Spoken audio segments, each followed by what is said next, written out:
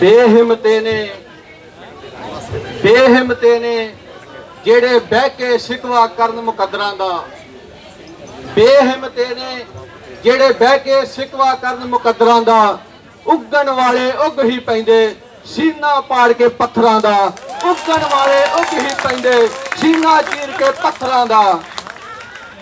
मंच पर विराजमान नई पेंशन स्कीम के खिलाफ पुरानी पेंशन स्कीम बहाली के इस अभियान के हमारे नेता, इसके सूत्रधार श्री विजय बंधु जी, जनरल सेक्रेटरी साहब और मेरे इस संघर्ष में साथीगण और आप सब बहादुर साथियों,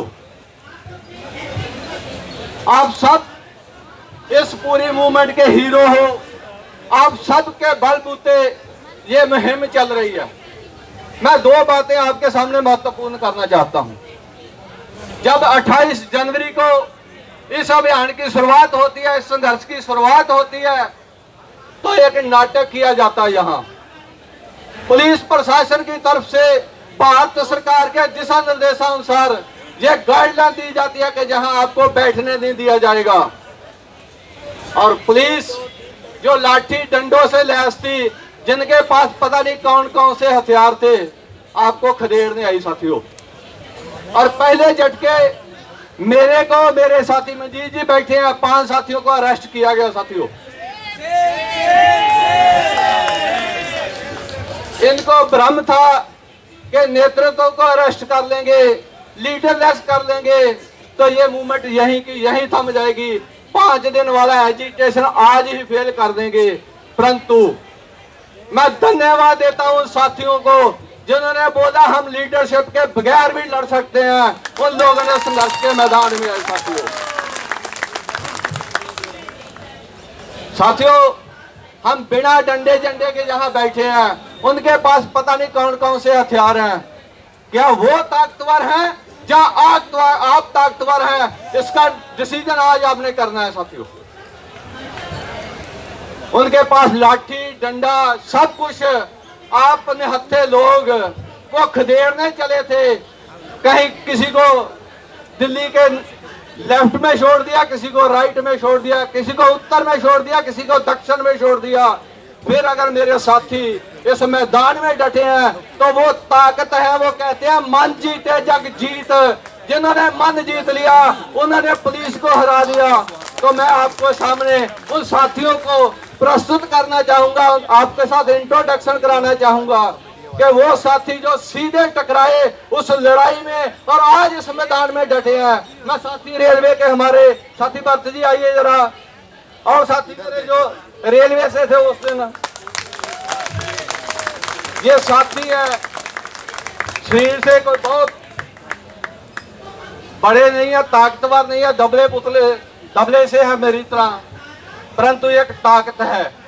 वो ताकत कौन सी है साथियों, मैं वो बताना चाहता हूं। वो ताकत है आपके संगठन की ताकत, वो ताकत है आपके निर्णय की ताकत।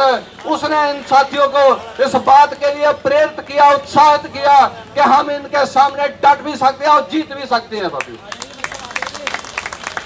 ये ताकत कहां से मिलती है साथियों? हमारा मुल्क गुलाम था उनका जिनके राज्य में सूरज नहीं कभी डूबता था साथियों। जब करतार सिंह सराभा जैसे लोग, शहीद आजम भगत सिंह जैसे लोग, राजगुरु सुखदेव जैसे लोग जब संघर्ष के मैदान में निकले तो लोगों ने मजाक उड़ाया उनका। बोले जिनके राज्य में सूरज नहीं डूबता उनको आप क्या हरा पाओगे। उनके अकीदे की ताकत थी, उनकी ताकत थी कि उनका अंग्रेजों का सूरज डुबो दिया उन्होंने। आज हमारे कंधे पर एक जिम्मेदारी है साथियों। हमारे तो पूर्वजों ने अंग्रेजों का सूरज डुबोया था, क्या हम इनका नहीं डुबो सकते साथियों? डुबोएंगे तो ये सूरज डूबना ही डूबना है। क्यों डूबना? इसलिए नहीं कि हमें शौक है लड़ने मरने का, इसलिए कि हमारे पास और कोई ऑप्शन नहीं है। मैं एक कहानी के माध्यम से अपनी बात आगे तोड़ना चाहूंगा। जंगल में एक चीता खरगोश के पीछे भागा। कहा चीता कहा खरगोश, ताकत का जरा एनालिसिस करिए, समतोल बनाइए जरा। वो पीछे दौड़ता है, खरगोश आगे दौड़ता है, पूरी ताकत के साथ दौड़ता है। चीता सोचता है कि ये मेरे से कभी नहीं जीत पाएगा। वो जीत कर अपने घर में जाकर छुप गया। चीते के मन में सवाल आया कि यार मेरे से जीत गया, कैसे जीत गया। उसकी खुद के घर के बाहर जाकर बोला, यार मैं आपको खाऊंगा नहीं, मेरे को एक बात का जवाब दे दो कि आप मेरे जैसे शक्तिशाली जानवर से बच कैसे गए। तो उसने एक जवाब दिया और बोला, भाई साहब आपके पेट का सवाल था, मेरी जिंदगी का सवाल था। पेंशन हमारी जिंदगी का सवाल है, हमने जीतना ही जीतना है, कोई ताकत हरा नहीं सकती। साथियों, हमारे पास और कोई बदल नहीं है। जो बात मैं आगे कहना चाहता हूं, हमें ये कहा जा रहा है आपको तनख्वाह मिलती है, काम करते हो, आपको पेंशन क्यों दी जाए। अभी 2019 आने वाला है, हम पहले ये कह रहे थे कि जो पेंशन की बात करेगा वही देश पर राज करेगा। हम एक और नारा देते हैं, जा हमारी भी मोड़ दो, जा अपनी भी छोड़ दो। परंतु आप हम एक नया नारा दे सकते हैं। राजनीतिक लोगों से, राजनीतिक पार्टियों से हमारा देश, हमारे लोग इतने परेशान हैं। मुझे तो ये लगता है कि 2019 में हमें कहीं ये ना कहना पड़ जाए कि भैया आपकी जो तनख्वाह लेते हो, आप जो पेंशन लेते हो, आप जो सुख सुविधाएं लेते हो, आप इनके हकदार नहीं हो। आपको भी 7वां पे कमीशन अगर लागू है तो आपको 7वें पे कमीशन के मुताबिक जो पेंशन का तनख्वाह मिलेगी, आपको और तनख्वाह या पत्ते नहीं मिलेंगे। हम तो कर्मचारी हैं भैया, हम अपनी तनख्वाह से अपना परिवार चलाते हैं। आपका तो सब हक राख में है। आपके लिए गाड़ी सरकारी है, आपके लिए तेल सरकारी है, आपके लिए खाना सस्ता है, आपके लिए टेलीफोन की सहूलत है, आपके लिए गाड़ी का सफर फ्री है, आपके लिए जहाजों का सफर फ्री है, आपके बच्चे जैसे मर्जी पढ़ सकते हैं, कोई फीस नहीं लगती। आपको तनख्वाह किस काम के लिए? आप जो लाखों में तनख्वाह ले रहे हैं उसके हकदार नहीं है आप। फिर आप भी 7वें पे कमीशन के मुताबिक तनख्वाह लोगे। अगर कर्मचारी ले रहा है तो आपको भी उसी मुताबिक रहना होगा। आप कर्मचारियों से कोई ज्यादा काम नहीं करते। तो मैं जो कहता हूं, ये हो सकता है हमने इस बात के लिए तैयारी करनी है कि इनको अपने घरों से, अपने मोहल्लों से, अपने गांवों से धक्के मार के बाहर निकालना है। जब आप हमारे बराबर आइए, जब आप चलते बनिए। आप कोई हमसे ज्यादा ताकतवर नहीं है।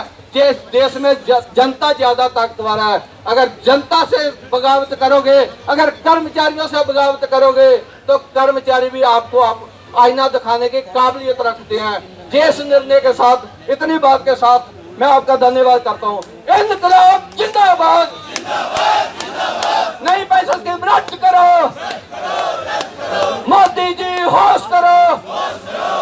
धन्यवाद।